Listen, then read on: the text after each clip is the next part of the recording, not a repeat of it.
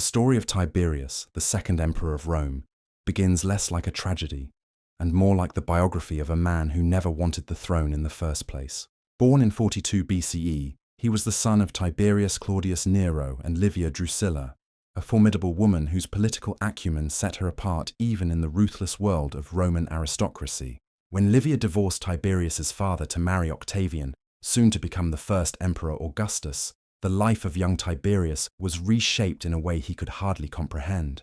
In effect, he became the stepson of the most powerful man in the known world, his personal fate now entwined with the destiny of Rome itself. From his earliest days, Tiberius was marked by an austere and brooding temperament.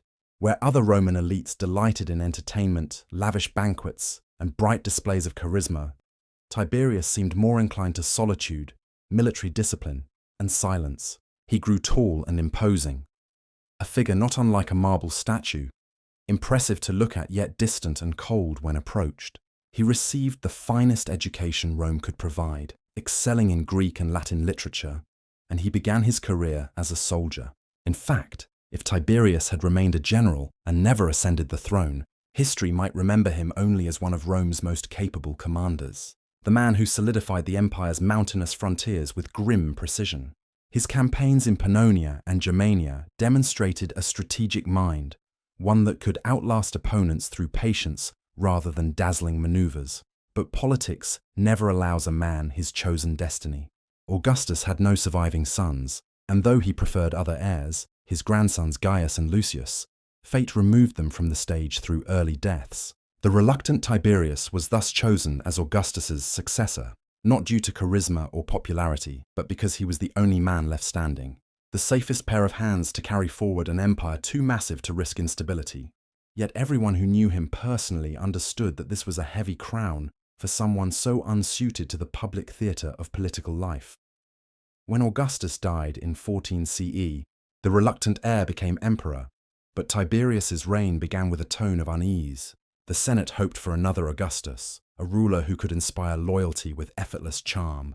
But instead, they got a man who preferred isolation, who distrusted nearly everyone, and could barely conceal his contempt for public ceremony. He was competent, yes, but competence without warmth felt like a cold wind blowing down from high mountains. Rome thrived, its borders secured, its finances well managed. Yet beneath the surface, people whispered that their emperor was both joyless and cruel. Tiberius's private life only amplified these whispers. He had endured a miserable first marriage arranged for political reasons, and though he later married Julia, the daughter of Augustus, that union was also a torment. Julia, spirited and scandalous, clashed endlessly with Tiberius's stiff and brooding nature. His decision to withdraw from public life for long stretches may have been as much a retreat from her as from the Senate.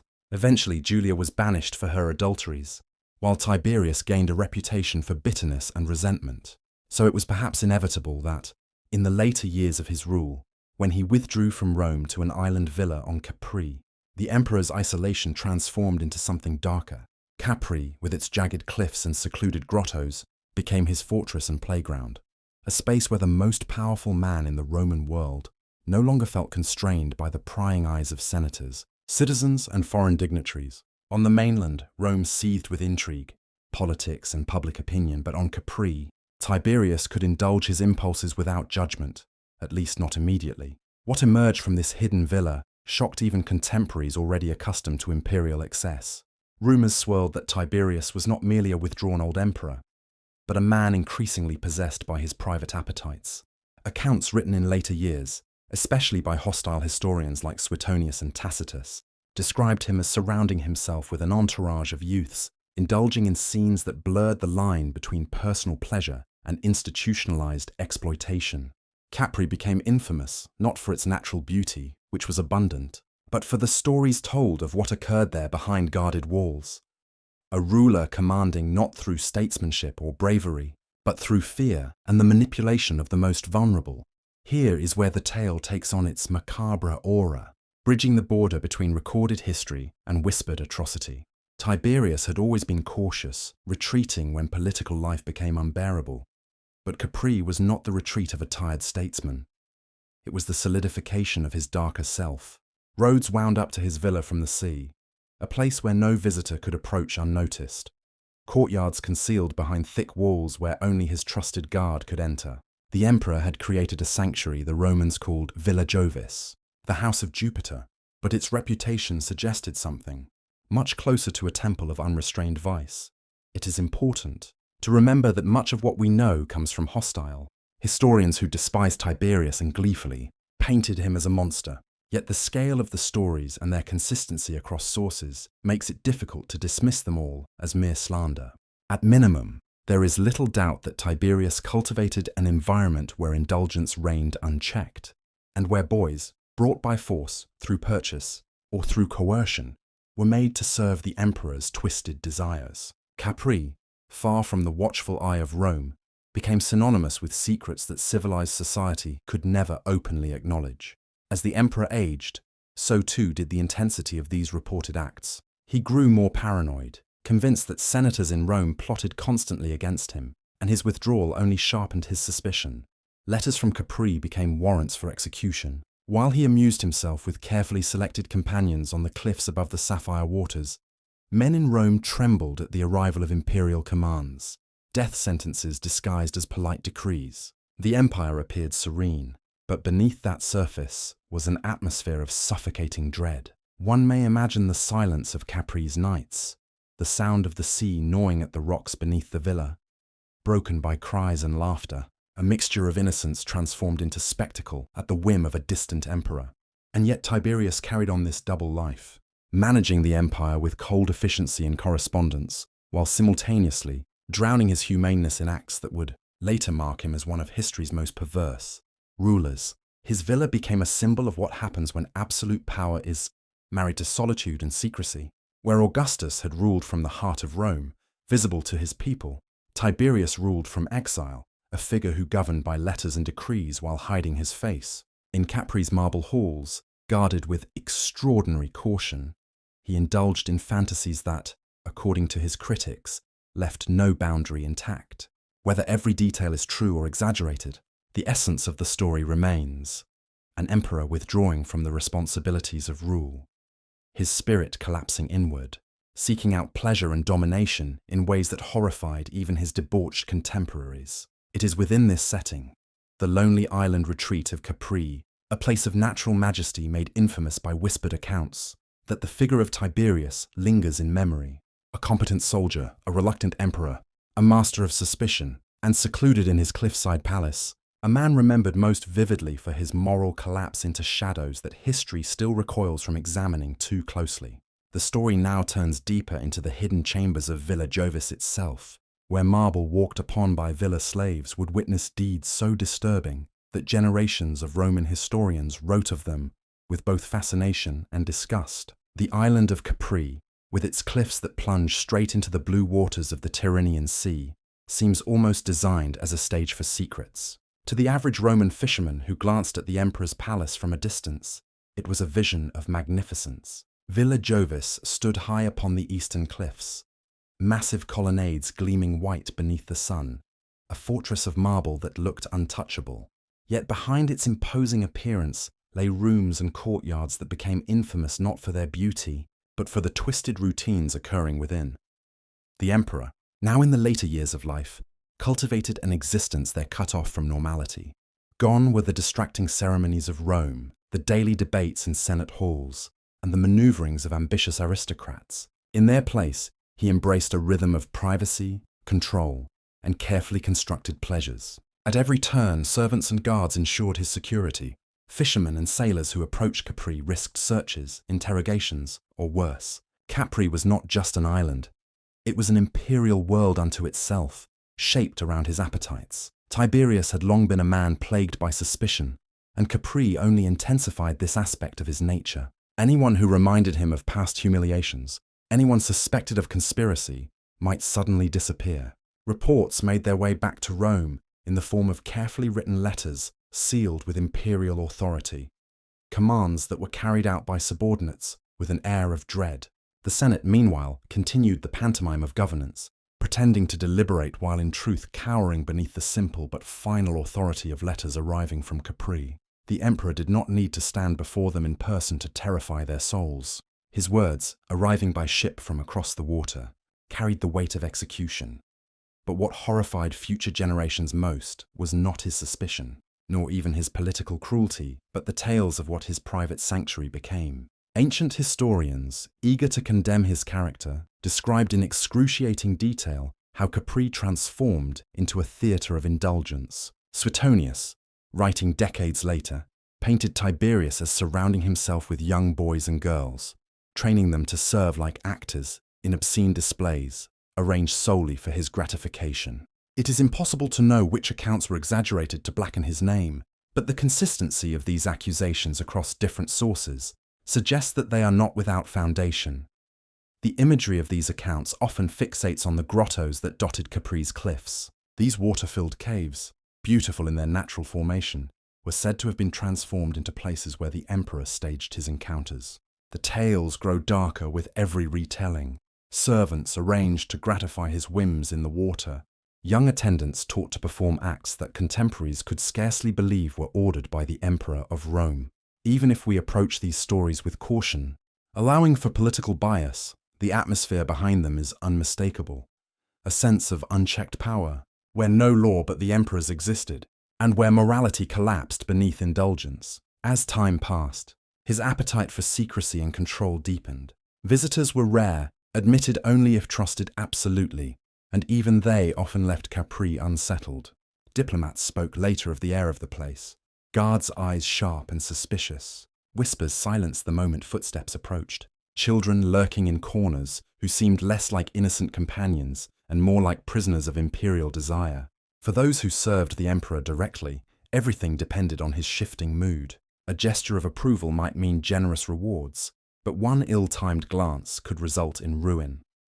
The Roman world, accustomed to emperors who indulged in pleasures, nevertheless recoiled at these reports. Far from the lavish feasts of previous rulers, Tiberius' excess seemed more systematic and chilling. He was no longer a young man during these years. He was an aging monarch, clinging to control not through charisma, but through dominance. Capri's isolation provided the perfect background. No Senate observers, no prying aristocrats, only sycophants, guards, and the silenced figures of boys and girls compelled into service. Yet while Tiberius indulged in seclusion, his reputation in Rome deteriorated rapidly. Stories leaked, deliberately or otherwise, carried by servants dismissed from Capri, whispered in markets, and slowly incorporated into public rumor. By the time they reached the pens of historians decades later, Capri had become synonymous with an emperor's moral collapse. It was said there were murals painted in secret rooms depicting obscene scenes, instructions for those who were to participate in his theatre of vice. Witnesses claimed his chamber was decorated not to inspire dignity, but to teach submission, as though the walls themselves were tutors in corruption. Whether every detail is true does not matter so much now as the effect. A clear picture of power used for grotesque purposes, of innocence reshaped into spectacle beneath the weight of imperial authority. Meanwhile, Rome grew restless. The population had once celebrated Tiberius for his military success and stability. But as years passed without the emperor setting foot in the city, frustration became resentment. The Senate had transformed into a place of paranoia, senators never sure whether a letter from Capri meant promotion or death. The emperor's personal retreat became inseparable from tales of cruelty. From afar, it seemed as though the fate of the empire now hung in the balance between the pen of an absent ruler and his unending search for pleasure on a Mediterranean island. For centuries, historians have debated how much of these accounts were products of genuine observation and how much were designed to blacken his legacy. Roman political propaganda delighted in painting disgraced emperors in the darkest possible colors, and Tiberius' known reputation for suspicion made him an easy target. But even if exaggeration plays a part, there seems little doubt that Capri became the stage of behaviors abhorrent even by Roman standards, where indulgence shaded into exploitation, and the emperor's power shielded him from any accountability. Thus, the emperor remained, alone amid marble halls and sea caves, sealed off from Rome, nourishing the most infamous image of himself, not through military conquest or political legacy, but through his descent into secret indulgence. He had become, in effect, the shadow of his own empire, silent, secretive, and feared not for what was seen, but for what was whispered. It was within this mixture of fear, rumor, and secrecy that another actor emerged. Lucius alias Sejanus, the ambitious prefect of the Praetorian Guard. While Tiberius secluded himself on Capri, Sejanus gradually transformed his position in Rome into near absolute dominance. Ambitious, cunning, and ruthless, he understood that the emperor's absence left a void which he could fill, and thus, while Tiberius indulged in the shadows of his villa, Sejanus built in Rome a power of his own, one that would in time bring both glory and terror to the capital. The story now shifts between island and mainland, between an emperor consumed by private indulgence and a deputy whose ambition began to stretch beyond service into the realm of treachery. While the cliffs of Capri concealed the emperor in silence, Rome pulsed with the energy of another man. Lucius alias Sejanus, appointed prefect of the Praetorian Guard, he began his rise as a loyal servant, but loyalty, when paired with ambition, can be very dangerous indeed. Compared to Tiberius, Sejanus was bold, visible, and keenly aware of appearances. Where the emperor recoiled from the public stage, Sejanus stepped upon it with confidence. He tightened the discipline of the guard, moved their camp closer to Rome for faster control, and in doing so transformed what had once been an auxiliary body into the true power behind the throne. Tiberius's absence on Capri gave Sejanus a remarkable advantage. Letters from the emperor were filtered, advice from Rome was nudged or trimmed, and all those seeking imperial favor found themselves confronted with Sejanus as the necessary middleman. Over time, senators and equestrians realized that power no longer rested with the emperor's distant figure, but with the man standing at their doorstep. Sejanus cultivated fear and loyalty in equal measure, eliminating rivals as craftily as any emperor, all beneath the shield of Tiberius's name. But ambition rarely pauses once momentum begins. Whispers circulated that Sejanus dreamed of removing the Julio-Claudian line entirely and carving out a dynasty of his own. He tangled himself in intrigues, including liaisons with members of the imperial family, tightening his grip with calculated marriages and accusations that removed any who opposed him. In Rome, suspicion spread like fire. For what Tiberius missed in presence, Sejanus made up for with ruthless energy. Meanwhile, across the waters, Tiberius's life continued in disturbing duality. Efficient imperial correspondence mingled with whispered vices in Villa Jovis. Reports and decrees reached Rome stamped with accuracy. Finances of the empire remained stable. Military posts were garrisoned, borders were maintained. And yet in the same letters, death sentences arrived, signed by a man increasingly absorbed not in politics, but in the indulgent illusions of his private world. Capri became known as both the administrative nerve center of the empire and the lair of an emperor who had abandoned dignity. This contradiction haunted his subjects. An emperor who, from a distance, governed with sharpness, yet whose personal life decayed into sordidness. Rome, however, pays attention not only to results but to reputation. The stories of Capri burrowed deeply into the minds of the people. They said boys were trained like actors to please him, that the marble pools had been transformed into obscene theatres, that the emperor, though aged, displayed appetites as insatiable as those of a young tyrant. These anecdotes, whether true or embellished, revealed something larger. In the Roman imagination, their ruler had become detached from humanity. To them, Tiberius was the emperor unseen, a man hidden away in luxury, letting his deputy manipulate the capital and indulging in secret horrors. But paranoia cuts through indulgence like a knife, and soon even from Capri, Tiberius began to doubt Sejanus. Letters from Rome hinted at the prefect's growing power. Observers whispered that Sejanus appeared in public almost like an emperor himself, attended by guards, receiving senators, commanding loyalty. The cautious nature of Tiberius, one that had defined his whole life, hardened once again. Capri's marble halls, once echoing with indulgence, now also vibrated with suspicion. The emperor realized that while he immersed himself in isolation, the empire could be slipping from his grasp. The unraveling came unexpectedly. In October of 31 CE, after years of mutual reliance, the relationship between emperor and guard prefect shattered. Tiberius, still writing from his villa, devised a cunning trap. Addressing the Senate in a long, carefully worded letter, he praised Sejanus at first, then slowly turned the tone, unmasking him as a traitor, an enemy cloaked in loyalty. The Senate, sensing which way the storm had turned, erupted into action. Sejanus was arrested on the spot and executed within hours. His statues, once standing prominently in Rome, were smashed to pieces, his family hunted, his allies destroyed. The man who had nearly usurped Rome's power base vanished from history almost overnight. For Tiberius, the fall of Sejanus was both triumph and confirmation of his darkest suspicions. It proved once more that trust was folly, that loyalty masked treachery, that even those closest to him were merely vultures waiting for weakness. And so the purge began. Capri became a dreadful office of command from which letters dictated mass executions. Those who had allied with Sejanus were hunted and killed. Senators who had flattered him only days before were compelled to denounce him or face ruin. Families were extinguished, children of conspirators driven to despair or slaughtered, their bloodline erased as punishment for loyalty to the wrong man.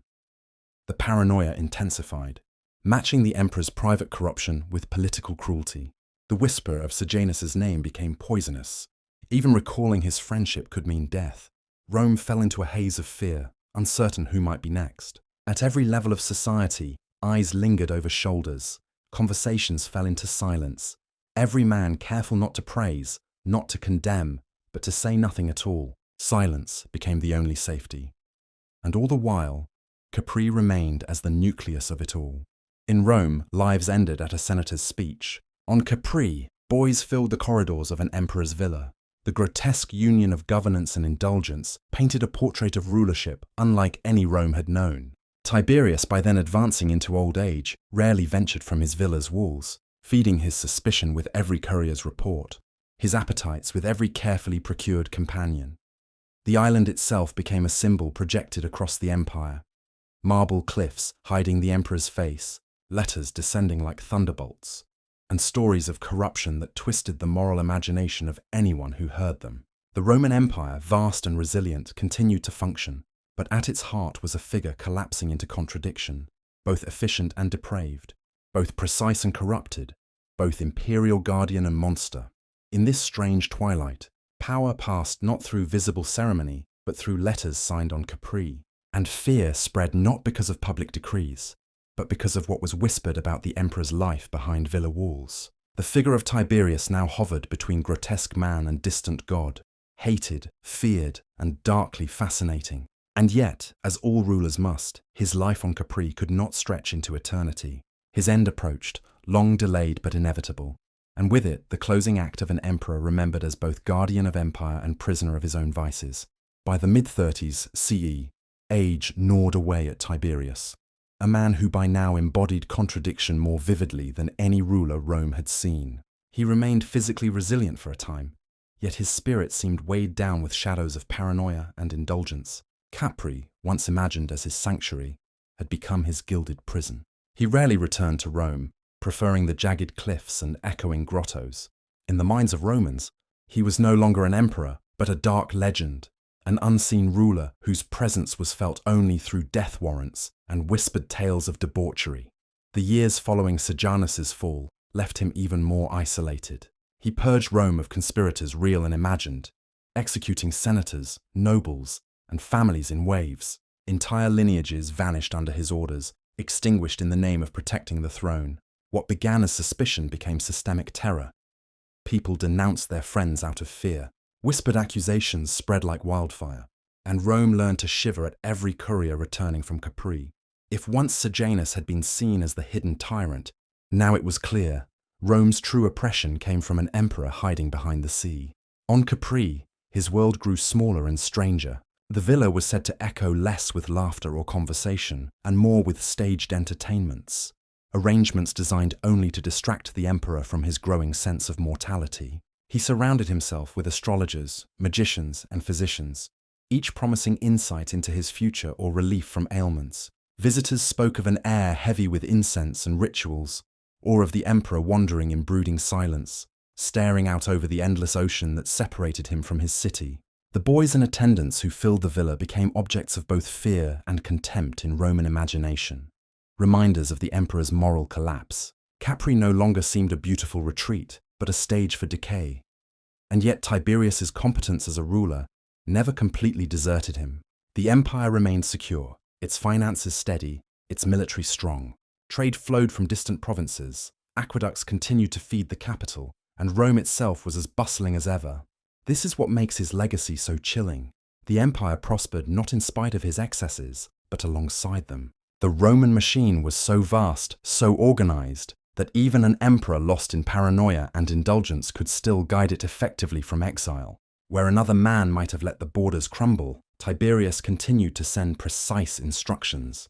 His darkness was private, his cruelty selective, but his governance, cold and steady, endured. This duality both preserved his reputation as a capable administrator and cemented his notorious image as a depraved recluse. By 36 CE, Tiberius was in his 70s, his body battling the attrition of time. He left Capri and journeyed south along the Campanian coast, taking residence in the town of Misenum, a quieter retreat still near the sea. It was here, the following year, that his life finally ebbed. On March 16, 37 CE, the second emperor of Rome took his last breath, or at least he was believed to. Accounts of his death capture perfectly the ambiguity that had haunted his life. There was confusion, hesitation, even a moment where attendants thought the emperor had recovered, rising weakly after being assumed dead. But power does not tolerate hesitation. Caligula, his great-nephew and designated heir, and the Praetorian prefect Macro ensured that the matter was closed. Whether by neglect, suffocation, or natural end, Tiberius was not allowed a second chance at life. When news of his death spread, Rome greeted it with cautious joy. The city had lived so many years under the cold fist of his suspicion that the next emperor, however untested, seemed preferable. Relief rolled through the streets, sacrifices were offered to the gods, and the Senate allowed itself rare honesty in condemning the dead ruler. For years, they had hidden behind praise, fearing the sudden arrival of an execution order. Now, with the emperor gone, his legacy could be discussed openly. And what a legacy it was! An emperor who had provided stability for the empire, yet drained joy from his people. A man who guarded Rome from collapse even as he became the symbol of corruption and cruelty. The Capri years outshone in memory his earlier achievements. Few remembered the capable general who had pushed Rome's borders forward, or the careful administrator who balanced its treasury. Instead, the image that survived was one painted by his enemies. The old man, reclusive on Capri, surrounding himself with pleasures twisted into nightmares of decadence. Whether each detail was entirely true mattered less than what it represented. In Roman eyes, Tiberius had revealed what absolute power could become when hidden from accountability, when secrecy provided cover for indulgence, when suspicion became more important than trust. His successor, Caligula, would soon plunge Rome into an even greater theatre of chaos. But for a brief moment, the death of Tiberius felt like deliverance from a ghost. And yet, history lingers on him. Augustus, noble and charismatic, founded the empire. Caligula shocked it with his madness. Nero charmed and horrified in equal measure. But Tiberius, he remains the shadowed figure. The emperor who perfected governance while destroying his own soul, who isolated himself in a marble fortress above the sea while ruling millions with a pen dipped in secrecy and fear.